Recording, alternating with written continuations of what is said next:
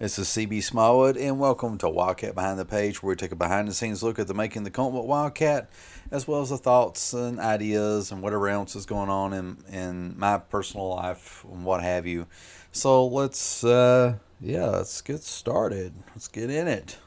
Let's get in that mess. Starting with I guess first of all, this format. I've been doing this format for a little while. It's just easy for me, and I've mentioned off and on for the past year or so I've had computer problems, and this is just convenient for me to do stuff like this for right now. I'll bring the old format back, soon. I wouldn't say soon, but it will happen. But this is just simple. Simple is good. Simple is good. Simple gets stuff done. And so I really enjoy doing things this way. I think this is a pretty cool way for me to do it. I can just record something, real quick and just do just very, very, very little edits and then just upload it. Um, let's see. Other than that, what would be of interest to share with you all today of what all's been going on in the world of Wildcat? Well, first of all, as far as the comic book goes itself, it's going good, going good. The coloring has been very, very slow. I've been taking my time on the coloring, and I don't want to say it's necessarily because I'm focused on doing the best colors ever, which I am trying my best to do the best coloring within of my capability as of where I'm at right now as a colorist, and I'm not a colorist. I'm learning how to do things on the fly, and I'm using GIMP to color everything. GIMP is a free program that's like it's like a Photoshop ripoff, but not. It's its own beast, and I'm using GIMP to color this comic book. And there's not a lot of tutorials that teach you how to use GIMP to color comics, although there are a few. And most people like to use Photoshop and a lot of these newer tools that are coming out. And also, I'm coloring this comic book using a mouse. I'm not using a one of these digital pads and digital pens and all this other stuff. It's all just me clicking with a mouse and coloring this beast that way. Yeah. And I've mentioned before also, in the process of making this comic, it seemed like I got stuck on a page and I wasn't too happy with the artwork, and I've already penciled and inked it, and now I was having to color it, and a lot of the anxiety that was causing me kind of got me a little like a mental snag, I guess. And for the past several weeks, I've done nothing but like draw my butt off. I've drawn like a madman. Okay, I've drawn a lot of female faces, a bit of the female torso, from like the stomach on up to the tip of the head, top of the head. I don't think there's a tip of the head. There's a top of the head. But I've drawn male faces as well. Working on stuff like that. I've also drawn female faces. I've drawn muscles, focused on arms. I've drawn a little bit of hands and muscular male bodies and stuff like that. I've been really, really trying hard to grow as an artist, and I really want the second issue to be better than what the first issue was. I'm not saying that the first issue is bad, but I want to improve by leaps and bounds, and I want to know that when I put my pencil to paper, that I know I have a better understanding and a better confidence of what it is that I'm trying to do or getting ready to do.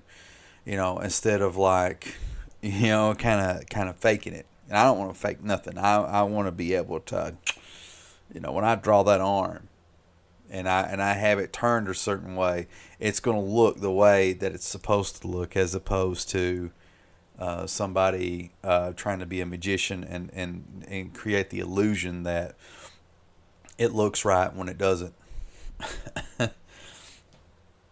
Not the best analogy ever, but there you go. So, man, I really have been drawing my butt off. And what ended up happening is, in the process of drawing as much as I have been, I'm not really exaggerating either. I'm running out of photocopy paper. Like, I have one of those big stacks that you can buy like at Walmart or Target or Office Depot or whatever. It's like it's about a inch and a half stack tall of photocopy paper, and I'm just about out of it now. And I like to use that to sketch and write ideas and stuff like that. And I've been blowing through that, fairly quickly. And I got like a stack of sketches all over my desk, and I've also got like at work I got a sketchbook. And before, the way I've been treating sketchbooks, this is semi-related. I've been treating them like sacred text, like these holy things where every single little sketch and every little doodle has to be, magnificent, on end. It has to be the greatest thing ever. And a lot of that is just a bunch of psychological crap that got poured into my head by looking at other people's sketchbooks on YouTube and stuff like that. And it ruins you as an artist, in my opinion, because you look at these people that have these amazing sketchbooks, and you think that's how your sketchbook is supposed to look. But you lose the concept that a sketchbook is a sketch book. I don't know. Let me Google the word sketch. Okay, now according to Wikipedia, a sketch is a sketch is a rapidly executed freehand drawing that is not usually intended as a finished work. A sketch may serve a number of purposes, blah, blah, blah. So again, a sketch is just something that you quickly crap out, freehand drawing that is usually not intended as a finished work, So a lot of these sketchbooks that you see on YouTube and stuff like that are truly beautiful, mind-blowing works of art. For those people, those are sketchbooks to those people that are able to turn that out. But for the rest of us mere mortals, that that's something to strive for. But that's not the reality of what a actual day-to-day sketchbook is for the rest of us. And what I'm saying is, what I'm trying to say, what I'm trying to articulate, what I'm failing to do, is that a honest to goodness sketchbook for a lot of beginner and intermediate artists is basically you open up this thing, it has nothing but blank pages in it, and you just try to work on your craft. If you want to work on drawing chairs and furniture, whatever, you draw that. If you want to work on female faces, male bodies, female bodies, animals, cars, vehicles, weird stuff, whatever it is that you want to work on, you sketch it out in your sketchbook, right? And the thing about that is, you're not, the sketchbook is not designed to be a work of perfection. The sketchbook is designed to be a thing of trying to figure stuff out. The sketchbook is a tool to help you get better. It's not supposed to be your portfolio. And for some reason, for the longest time, my mind had me convinced that a sketchbook is almost like a portfolio, because when you compare yourself to the YouTube echelon of great artists that show their sketchbooks on YouTube, the sketchbooks are just mind-blowing. They're like phenomenal. They're the most, not only is the artwork gorgeous, but like the layouts and the designs and the creativity is just so rich and stuff like that. But you don't have the perspective as beginner and intermediate artists, and I'm kind of referring to myself in this category, is that with that lack of perspective and not understanding that these people that does this amazing artwork, they've been doing it for a while. And their first couple of sketchbooks, from the first one they did to probably like the 30th to 50th one they did, a lot of that stuff, for lack of a better word, looked like shit. And that's what a sketchbook is supposed to look like. For 9 times out of 10, it's a place to work your ideas out. It's a place to figure things out, to get better as an artist, to improve and things like that. And the reason you keep one is just handy. It's got a spine on it or whatever, and you can just open it up and just go to another page or whatever, and you can kind of flip back and forth and and see your progress or lack of progress, and or whatever.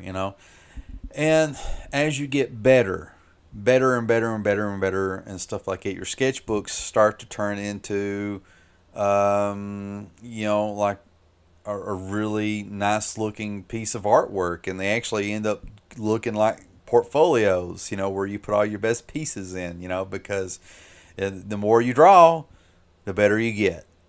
The more you draw, the better you get as an artist. It's unavoidable. You get quicker at drawing stuff, you get better at drawing stuff, you get more confident, and you just end up drawing more and more and more and more, and that's another beautiful thing about a sketchbook. So if there's any of you out there that they're listening to this and you treat your sketchbook like I have in the past as this holy relic that deserves only the best artwork done in it, and if you can't do your best, you're not going to draw in it unless you're like divinely inspired to draw something. And I'm not talking about in religious terms. I'm just talking about necessarily just drawing anything. It could be Superman, Batman, Sailor Moon, I don't know, whatever tickles your fancy, whatever that thing may be. Uh, you know, don't sit and treat your sketchbook like it's like some holy book. Okay, it's not. It's just a bunch of pages of bleached paper that may or may not be recycled depending on what you get, right? And on this bleach paper, it's just an open canvas to do whatever you want with. And I promise you, you're probably not going to like what you draw. Most of what you draw is going to look like crap, but it's supposed to look like crap because the only time you're going to turn it into gold or make it into something useful is you got to take it crap and you got to produce a lot of it, and then that's going to become fertilizer to grow something, truly, worthy of consumption by the mass populace. So, back to my main point, I kind of got on a sketchbook tangent there. I don't know if any of you are actually still listening or whatever, but if you are, I appreciate it. You made it this far, about 12 minutes in, looking at this little timer here. But I've been keeping a sketchbook at work. So every time I'm on break, I'm drawing in my sketchbook. I get like 3 breaks, and I'm lucky. Not everybody gets 3 breaks. Sometimes people just get 1 break. Sometimes people get 2, and sometimes, for the more fortunate, you get 3. So I get 3. I get 3 breaks, and I draw my butt off during those breaks. And then when I come home, every free chance I get, I'm drawing. And but I had like I guess the point of bringing all up is because I mentioned this in a previous video as well. It's culminated to me having like a mental fart, like an extreme inability to just have the motivation to summon the willpower to draw anything else because it's like just so mentally fatigued from it all. I guess it's probably because I got like 4 or 5 comic books that I'm using as inspiration or stuff, and these books are not necessarily carefully selected. Well, I guess maybe to a certain degree. At work I've got a book by I got Thunderstrike, drawn by Ron Franz, written by Tom DeFalco. I got a book from Aspen Comics called Journey that has I can't pronounce this guy's name's artwork, but Pelio Pantana, and honestly, I don't think that's really his best artwork. The interiors in it, I've seen him do a lot better stuff on Instagram and on Google and searches and stuff like that. So, I also got a Delkeon Hulk, and a trade paperback of Pitt, a Salvashima drawn Hulk, and I might have one other comic, I can't remember. But I got those books with me at work And I'm drawing everything from people to women to landscapes to action scenes, action poses. But then I've drawn so much out of them now. I'm just kind of nauseated. I'm sick of looking at them. I think it's part of the reasons I got burnt out. Lack of whatever. So now I'm getting to the point where I'm ready to start coloring again. I moved past the dreaded page that I got sick of looking at, and now went into like page I think it was page 12 or 13. I'm coloring those pages, and that's going pretty good so far. I'm happy with the colors overall for all the pages that I've been coloring. I like where that's going.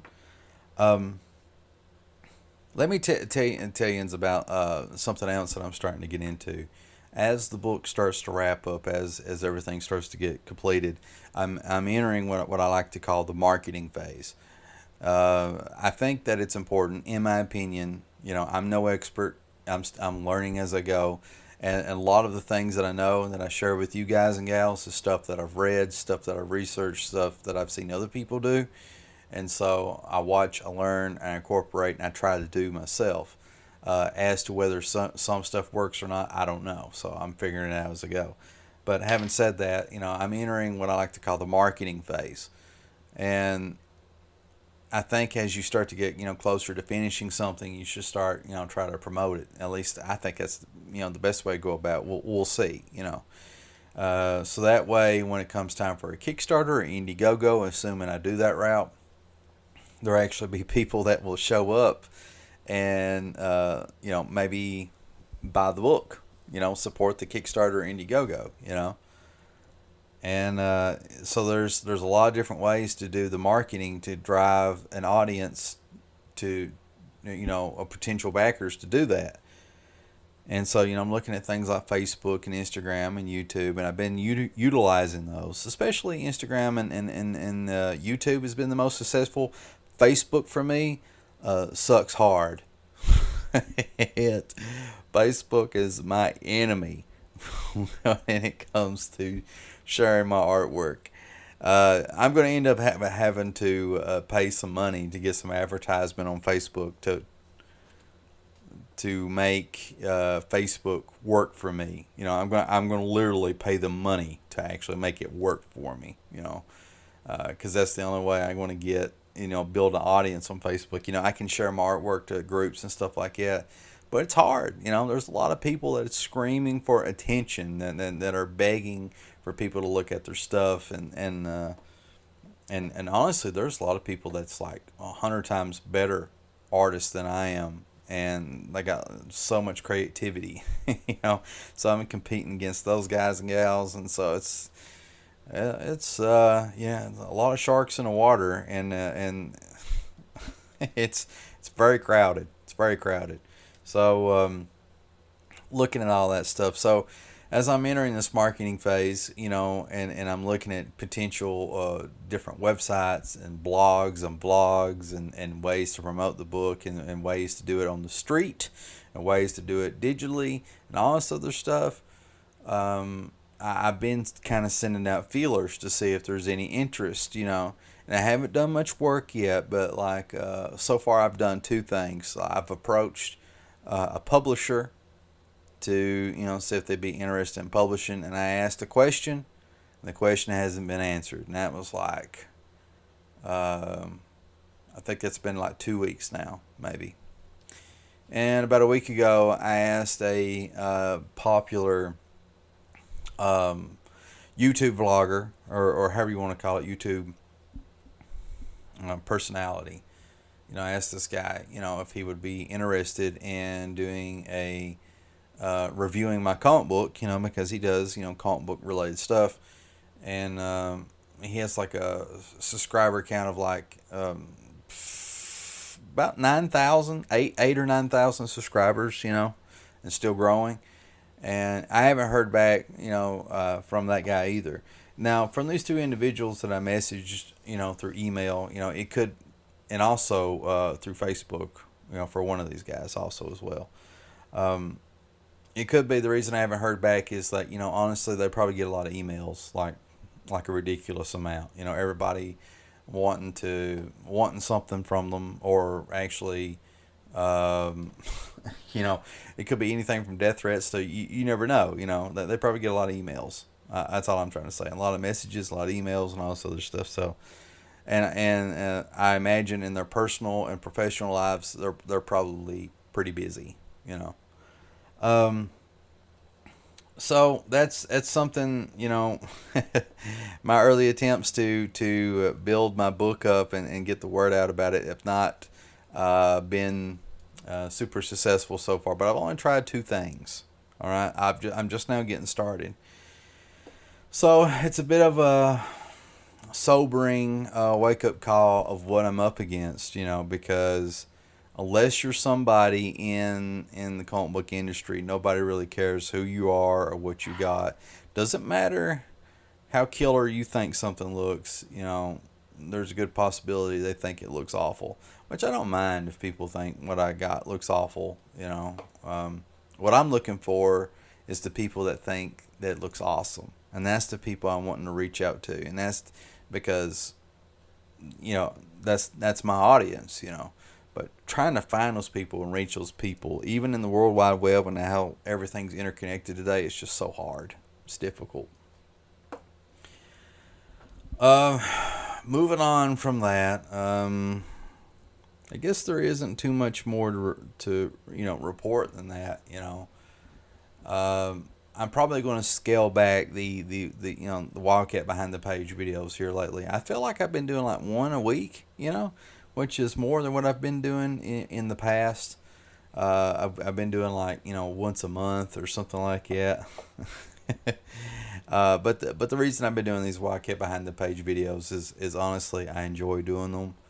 I haven't been enjoying YouTube here lately too much because everything is you know as I've said before it's getting pretty you know divided and toxic and vile and it's kind of sucking the fun out of YouTube and sucking the fun out of comics and all this other stuff. So I just it hurts my enthusiasm to make YouTube videos. You know what I mean? And I really don't want to make YouTube videos just for the sake of growing my channel. You know, and doing a lot of videos about drama and stuff like that. But you know, what can you do? What can you do? You know, it's like you damned if you do and damned if you don't. You know. Well, anyway, guys, I think I'm going to end this video here. You know, even as I'm getting ready to end this video, I'm contemplating deleting it. You know, because it's like I wonder. It's like, will you all be bored with this? Yeah, will you be bored with all this chit chat I've just talked about? All the talking about logistics and sketchbooks and you know all these little inner thoughts about things or whatever. I don't know. I don't know. But anyway, if you got any questions, comments, or whatever, you know, just leave them down below. And listen, I also want to apologize to a lot of people over the past couple months.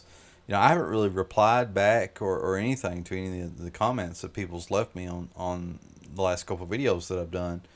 And, you know, in the beginning, I had a good, honest to goodness reason. You know, my internet was out for like a month or so. I can't remember. But since that time, you know, I don't have much of an excuse, you know, other than just, you know, like apathy. Just a lot of apathy building up, you know, because I lost a lot of my momentum for making YouTube videos. And it seems like I'm very crunched and pressed for time now. You know, it's like gotten worse on me. Like I just barely have any time to do anything. And I know it seems like an exaggeration, but like, you know, leisure time for me does not exist. it's gone out the window. No, there's different reasons for that, but you know, as time goes on, I expect my leisure time to kind of go a little bit back to how it used to, and hopefully, I can start, you know, taking the time to reply to comments, and you know, when I write yous back, when you leave comments and stuff, I try to. Sometimes I fail, and sometimes I think I do all right. I try to give yous an honest to goodness, you know, good comment back, you know, or something, you know, because I feel like if people take the time to write me, they deserve, you know, a bit of my time as well, you know. you know, I don't like saying a bit of my time. You know what I mean? You know what I mean? And sometimes I can't think what to say, you know, so I'll at least, you know, leave a like, or like, you know, one of those heart things, you know, whatever it is. So anyway, just leave your comments down below, and hopefully eventually I'll get back to replying to you all, and I do read each and every single comment. And as always, this is CB Smallwood, and I will see you in the next video.